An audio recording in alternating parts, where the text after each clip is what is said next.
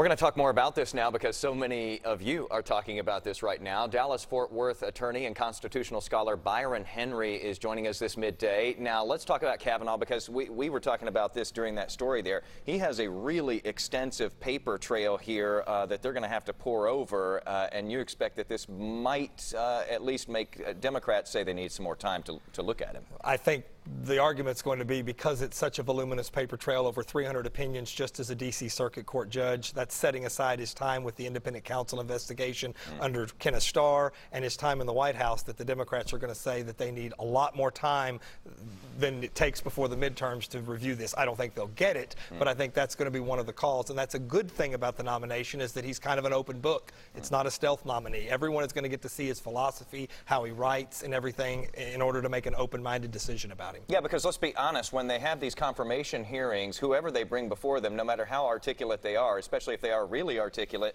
it seems like we hear nothing from them. They keep so much back because, you know, they're worried about giving away how they might decide in future cases. In this case, though, you can look back at all of these opinions, which are, it's a pretty voluminous record. Sure. I think Judge Kavanugh will, of course, refuse to answer and give his personal opinions on potential hot-button issues with respect to, like, will I reverse a case or how will I rule? But I think you're going to get a lot about his philosophy, a lot about his past opinions. He's free to talk about those, by the way, when he wrote them as a judge, what his thinking was, what he drew from, how much weight he put on precedent and tradition. So I think you're going to get a lot of information from him over the confirmation hearings based on just his record as a judge. Let's talk in particular about Roe versus Wade. A lot has been said about this. Obviously, these senators will be looking very closely at his opinions that might touch in any way on abortion rights.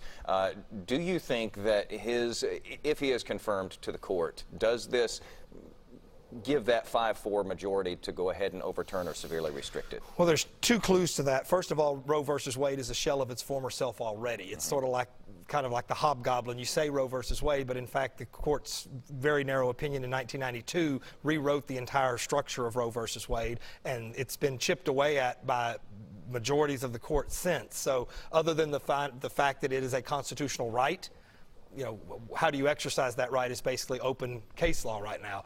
But the other is he clerked for Justice Kennedy along with Justice Gorsuch, remember, and that's one of Justice Kennedy's signature opinions. And last night he said that he believes in the original public meaning of the Constitution informed by tradition and precedent, which I think was code for he's going to be cautious before he just starts going and ripping pages out of the reporters and overturning decisions left and right. And I think he's that kind of person and that kind of judge. Yeah, that word precedent stood out to me too when he gave his speech there. So let's talk about the confirmation battle here. Republicans can't afford to lose any of their own. What are you expecting as this goes forward? Well, you know, you're going to get the visits over the next couple weeks, then you're going to get the paper, the disclosures and all that, and there's going to be a lot of it, and then you're probably going to get confirmation hearings after Labor Day, probably into September, a floor vote and debate probably in the first couple weeks of October. I would say aggressive timeline, not confirming before the October sitting. More practical timeline, he gets confirmed a couple of weeks after the October sitting for the justices start in October. But certainly it's going to be brutal. But my view on Judge Kavanugh is if you can't confirm Judge Kavanugh as a mainstream conservative experienced judge, then you couldn't confirm anyone in this climate. So he's either confirmable or they just need to leave it at 8 justices for a while. This is going to be fascinating to watch, though. I'm sure we'll probably have you on many more times between now and when the vote is actually taken. All right, Byron Henry, thanks for being with us today, shedding some light on this for us.